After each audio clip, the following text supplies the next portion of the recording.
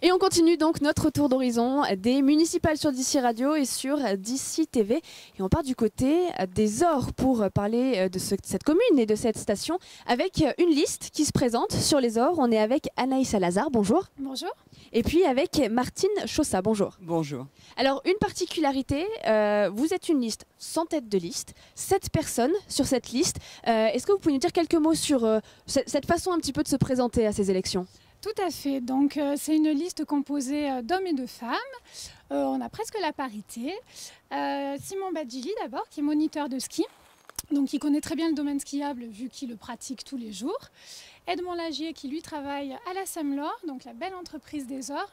Il fait partie du conseil du comité d'entreprise.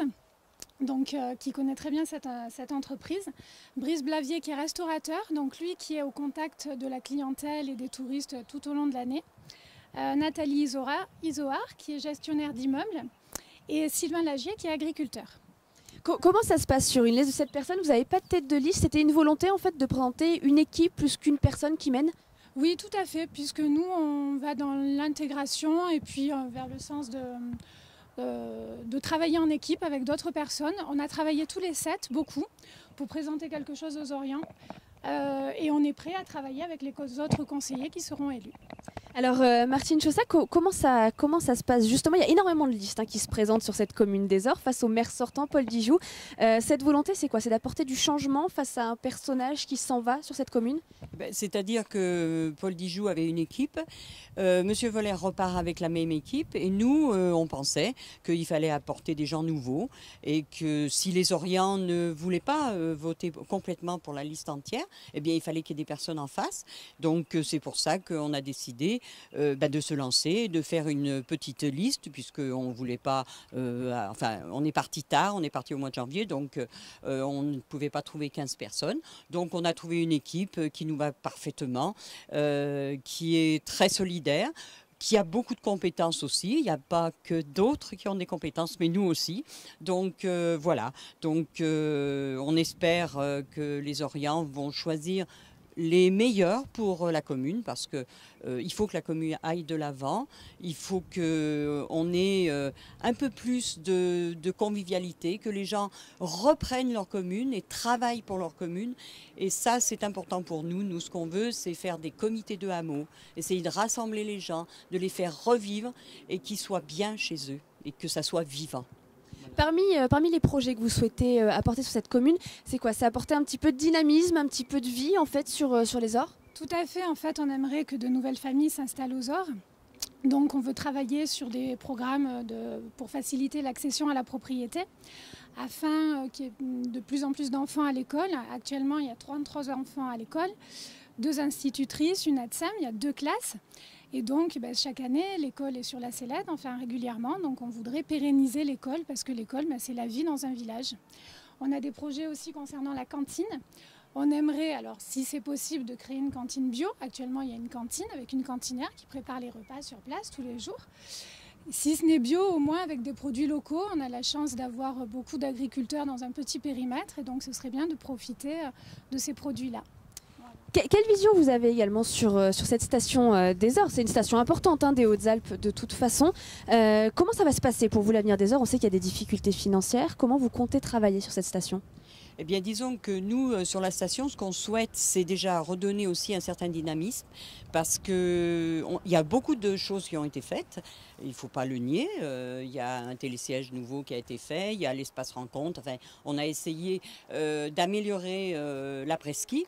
Mais il y a encore plein de choses à faire et notamment essayer aussi d'ouvrir à tous les niveaux que les gens qui viennent, si vous voulez, dans une famille, souvent c'est celui qui ne skie pas qui choisit la station.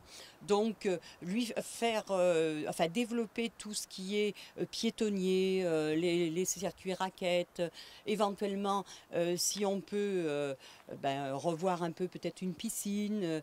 Et puis aussi il y a un autre problème, c'est qu'on n'a plus de boîte de nuit aux Ors. Et ça, les ados aussi disent papa et maman, oh ben non, on va pas aux Ors parce que bon, on ne peut pas profiter, donc on aimerait là aussi qu'il y ait peut-être un bar de nuit ou éventuellement une boîte de nuit. Voilà. Après, pour avoir des grands projets, il faut avoir de l'argent. Et aujourd'hui, il faut déjà faire baisser un peu les prêts et tout ça que nous avons. Pour l'instant, je crois que les grands projets attendront un peu.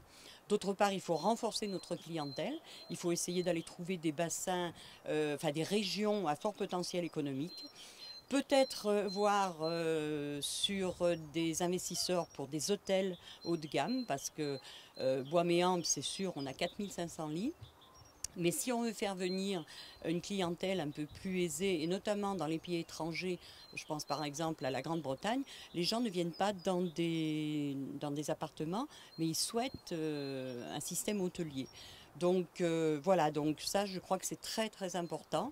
D'autre part, on a aussi une autre échéance, c'est que Bois-Méamp, ça a été des lits qui ont été défiscalisés.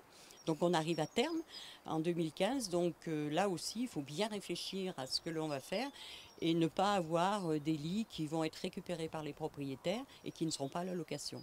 Parce que là, c'est très important pour la Semlor d'avoir des lits à la location de façon à avoir des ventes de forfait.